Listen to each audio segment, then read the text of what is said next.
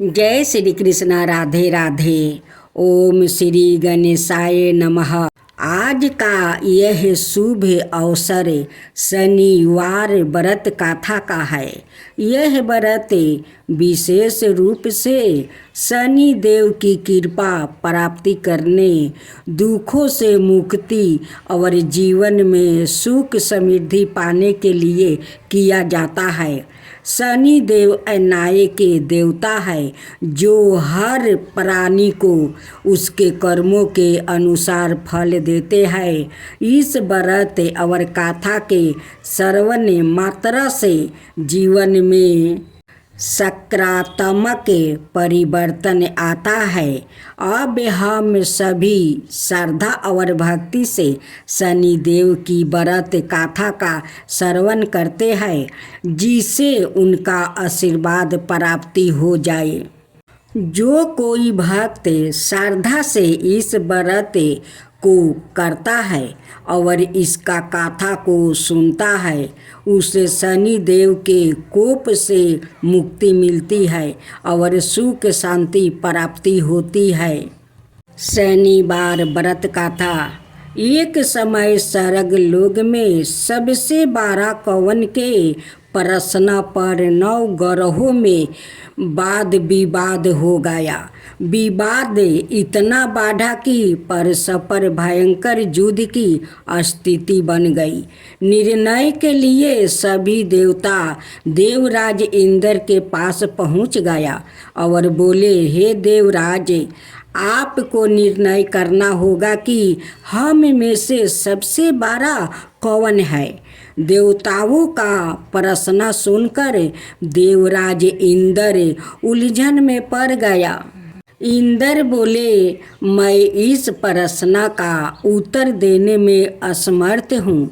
हम सभी पृथ्वी लोक में उज्जैनी नगरी में राजा विक्रमादित्य के पास चलते हैं। देवराज इंद्र सहित सभी ग्रह देवता उज्जैनी नगरी पहुंच गए।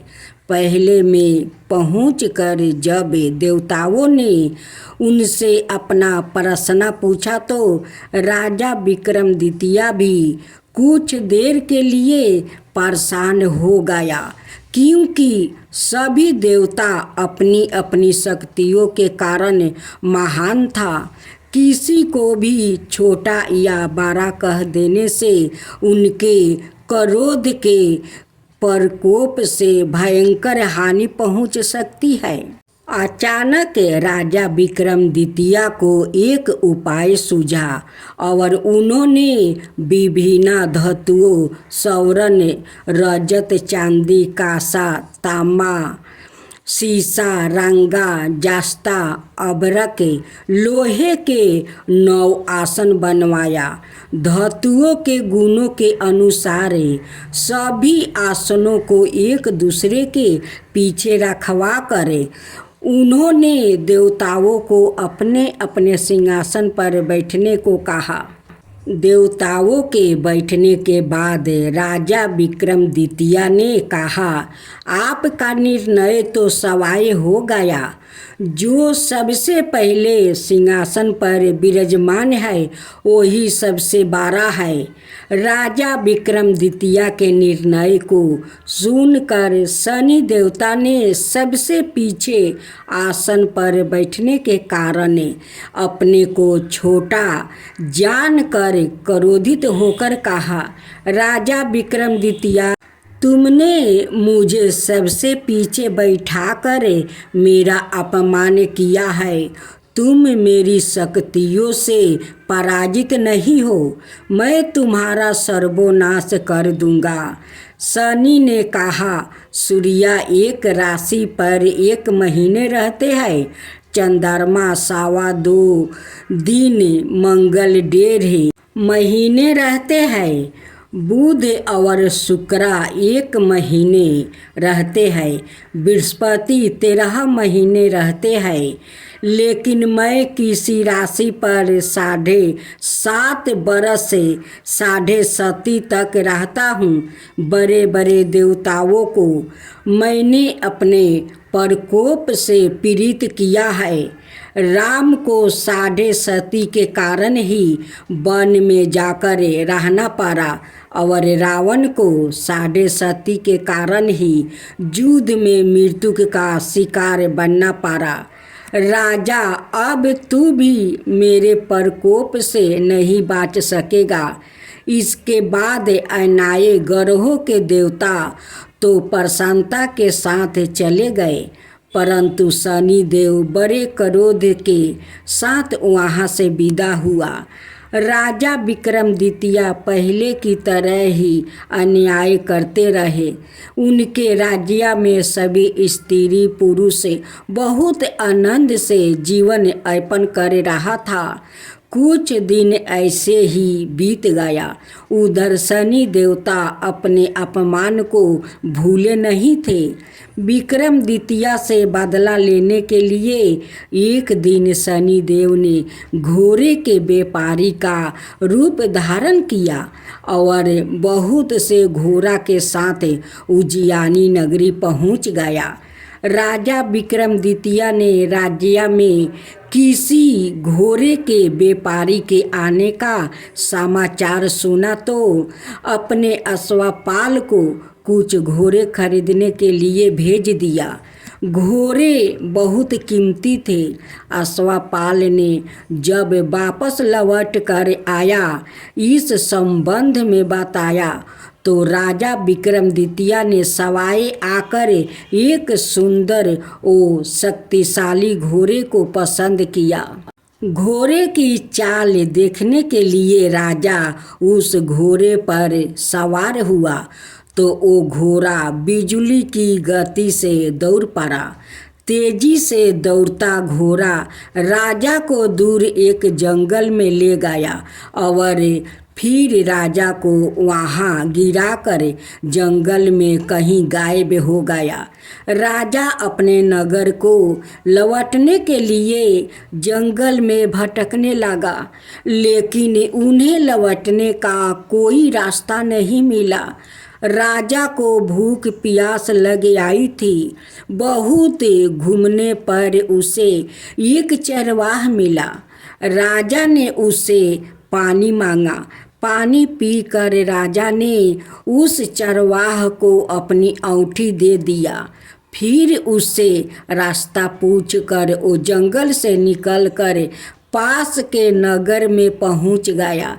राजा ने एक सेठ की दुकान पर बैठकर कुछ देर आराम किया। उस सेठ ने राजा से बातचीत की तो राजा ने उसे बताया कि मैं उज्जैनी नगरी से आया हूँ। राजा के कुछ देर दुकान पर बैठने से सेठ जी की बहुत बिक्री हुई। सेठ ने राजा को बहुत भगवान समझा और खुश होकर उसे अपने घर भोजन के लिए ले गया। सेठ के घर में सोने का एक हार खूंटी पर लटका हुआ था। राजा को उस कमरे में छोड़कर सेठ कुछ देर के लिए वो बाहर चला गया। तभी एक आश्चर्यजनक घटना घटी। राजा के देखते देखते सोने के उस हार को खूंटी निगल गई। सेठ ने कमरे में लौटकर हार को गायब देखा तो चोरी का संदेह राजा पर ही किया, क्योंकि उस कमरे में राजा ही अकेला बैठा था। सेठ ने अपने नौकरों से कहा कि इस परदेशी को रस्सियों से बांधकर नगर के राजा के पास ले चलो। राजा ने विक्रमादित्य से हार के बारे में पूछा तो उसने बताया कि उसके देखते ही देखते खूंटी ने हार को निगल लिया था। इस पर राजा ने क्रोधित होकर चोरी करने के अपराध में विक्रमादित्य के हाथ पांव कटवाने का आदेश दे दिया। राजा विक्रमादित्य के हाथ पांव कटवा कर उस नगर की सड़क पर छोड़वा दिया गया। कुछ दिन बाद एक तेली उसे उठाकर अपने घर ले गया और उसे अपने केलू पर बैठा दिया। राजा आवाज देकर बैलों को हाँकता रहता। इस तरह तेली का बैल चलता रहा और राजा को भोजन मिलता रहा। शनि के प्रकोप की 7.5 पूरी होने पर वर्ष ऋतु आरंभ हुआ। राजा विक्रमादित्य एक रात मेघ मल्हार गा रहा था कि तभी नगर के राजा की लड़की राजकुमारी मोहिनी रथ पर सवार होकर उस तेली के घर के पास से गुजर रही थी। उसने मेघ मल्हार सुना तो उसे बहुत अच्छा लगा और दासी को भेजकर गाने वाले को बुला लाने को कहा। दासी ने लौट कर राजकुमारी को अपंक राजा के बारे में सब कुछ बता दिया। राजकुमारी उसके मेघ मल्हार से बहुत मोहित हुई थी। अतः उसने सब कुछ जानकर भी अपंक राजा से विवाह करने का वो निश्चय कर लिया। राजकुमारी ने अपने माता पिता से जब यह बात कही तो वो हैरान रह गई। रानी ने मोहिनी को समझाया, बेटी तेरे भाग्य में तो किसी राजा की रानी होना लिखा है, फिर तू उस अपंक से विवाह करके अपने पाँव पर कुल्हाड़ी क्यों मार रही है। राजकुमारी ने अपनी जिद नहीं छोड़ी। अपनी जिद पूरी करने के लिए उसने भोजन करना छोड़ दिया और प्राण त्याग देने का वो निश्चय कर लिया। आखिर राजा रानी को बेबस होकर अपंक विक्रमादित्य से राजकुमारी का विवाह करना पड़ा। विवाह के बाद राजा विक्रमादित्य और राजकुमारी तेली के घर में रहने लगी।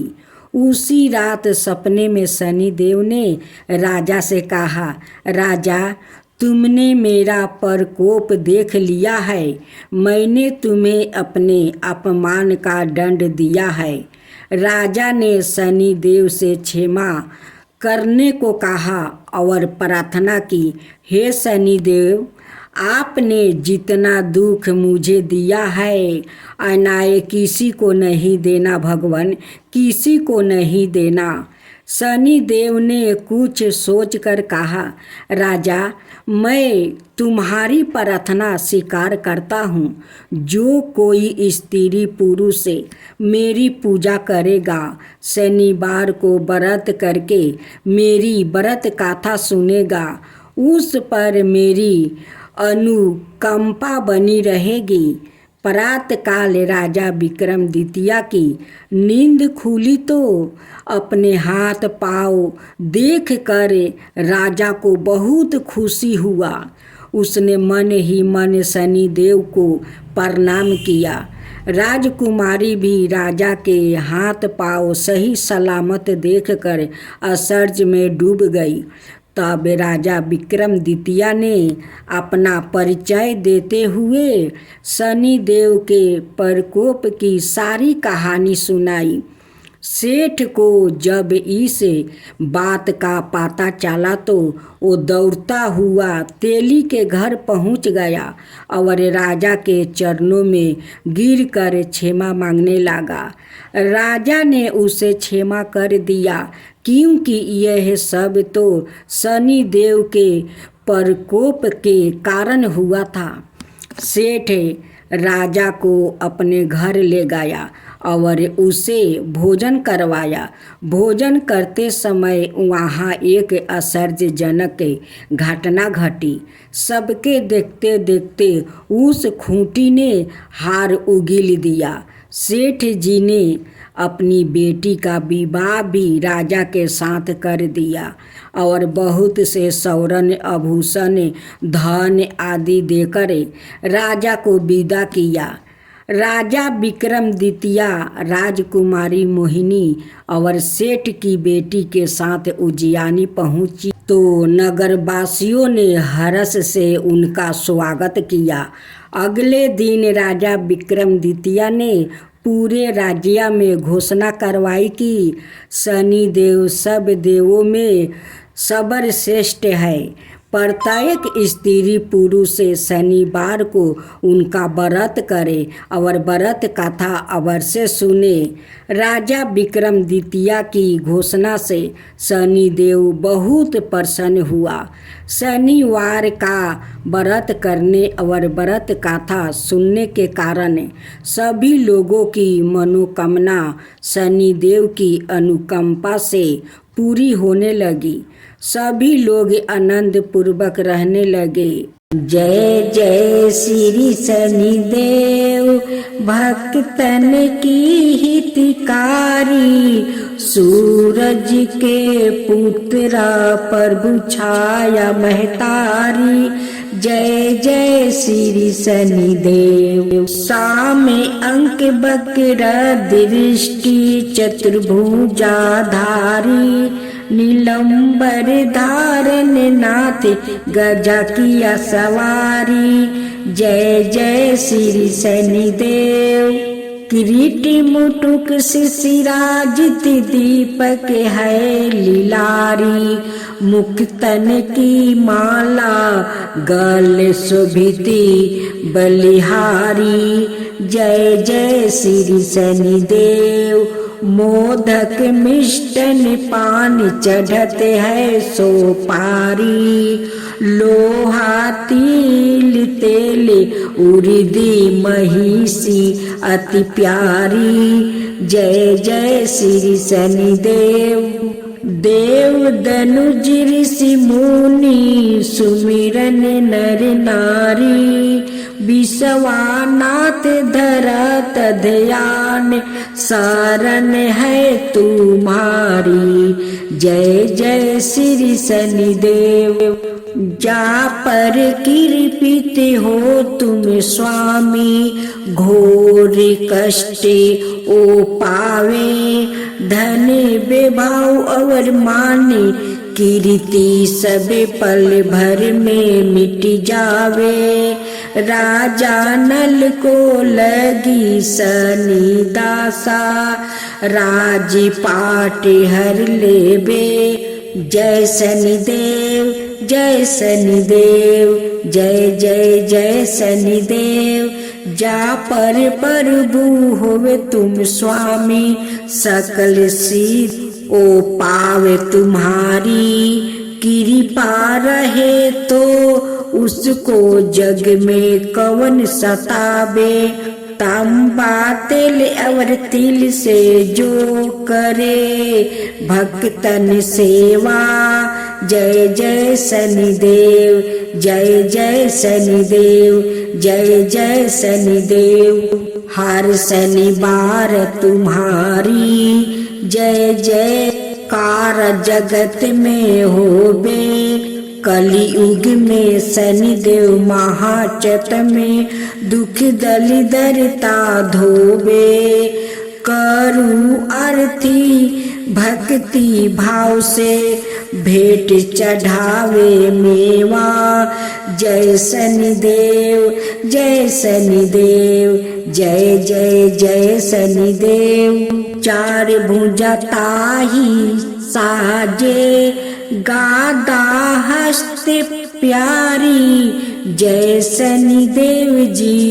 रवि नंदन गजे बंदन यम, अंग्रेज देवा कष्ट ना सो नर पाते, करते तब सेवा। जय शनिदेव जी, जय शनिदेव जी। तेज अपार तुम्हारा स्वामी सहा नहीं जाबे, तुमसे बेमुख जगत में सुखी नहीं पावे। जय शनिदेव जी नमो नमो रविनंदने, सब गरहो सिर ताजा, बंसीधर यश गावे, रखियो प्रभु लाज हमारा। जय जय शनिदेव जी, जय जय शनिदेव।